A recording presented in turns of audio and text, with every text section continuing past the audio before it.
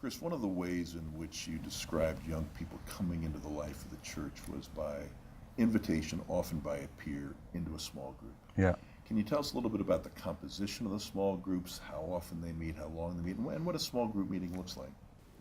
So these small groups happen regularly. For me, that's a key thing, is that they happen, they're consistent in it happens every week. So in the chaos of these young people's lives, we're putting down some fairly firm, you can be sure that this will happen.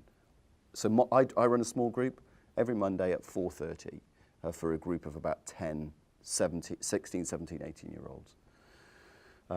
And it is old school. We open the Bible and we read a passage of Scripture and we discuss what that passage of Scripture might mean for our lives. And then we pray.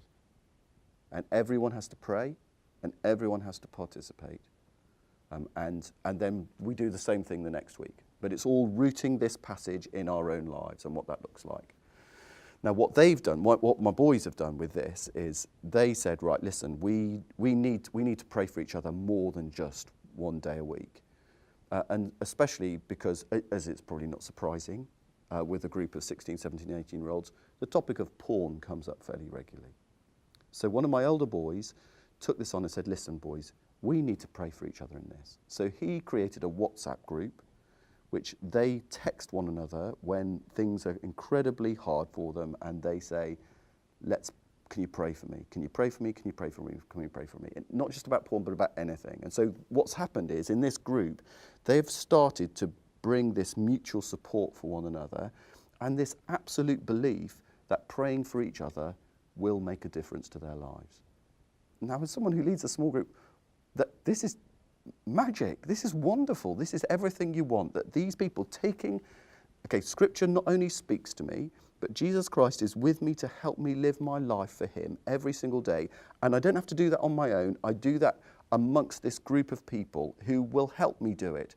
And the rubber hits the road in terms of in the real stuff of my life, in the real things that I face and the real things that have become my habits and my patterns and the stuff that I know that I shouldn't be involved in. And I know don't give me life, but how do I get... And just being able to give a group of people this, let's do this and let's try and live for Jesus together and do whatever we can to support one another. So I think this is a key of small groups, is that this small group is a place of belonging and a place of learning, but it's not educational in that way. It's about shaping lives. It's about shaping desires. It's about shaping desires not only for Christ, but to live lives for Christ as well.